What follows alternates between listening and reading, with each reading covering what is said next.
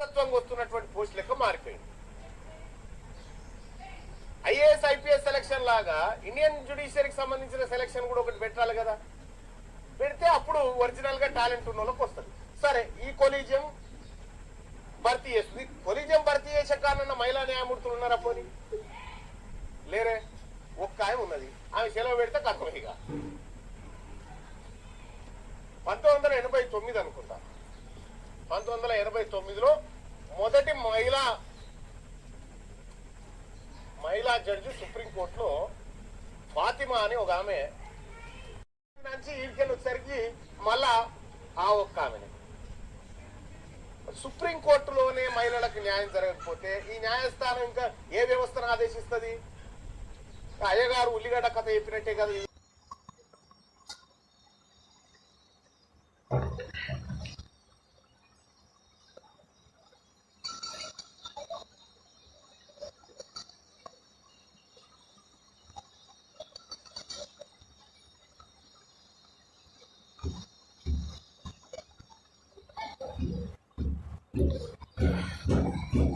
ఈ పాయింట్ చాలా ఇంపార్టెంట్.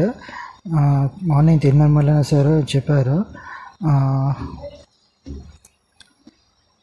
న్యాయమూర్తులు నియమించుకోవడము సరైనది కాదు, దీనిని కూడా యూపీఎస్సీ తరాలు చేయాలి అనేది కరెక్ట్ చెప్పారు.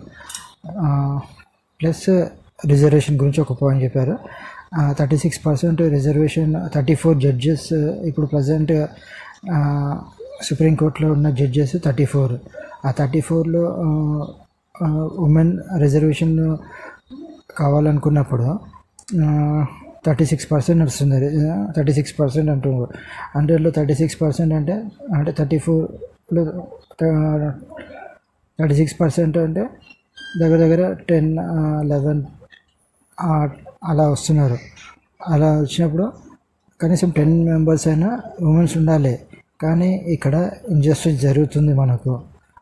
అందు గురించి మార్నింగ్ తీర్మానం సార్ ఏదైతే చెప్పారో సుప్రీంకోర్టులోనే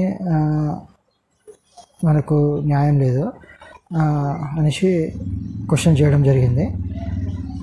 ఎస్, ఇప్పుడు మార్పు అనేది వీళ్ళు మొన్న సుప్రీంకోర్టు పెద్ద బిల్డప్ ఇచ్చుకుంటూ ఏమని చెప్తున్నారు, మేము మా గురించి పాఠ్య పుస్తకాలలో ఉండొద్దు అనేసి తీపించేశారు. అది ఎంతవరకు కరెక్ట్ అని నేను క్వశ్చన్ వేస్తున్నాను. మీ దగ్గర ప్రాబ్లం ఉంది కాబట్టి ఇలాంటి క్వశ్చన్స్ రేజ్ అవుతున్నాయి. కేంద్ర ప్రభుత్వం కూడా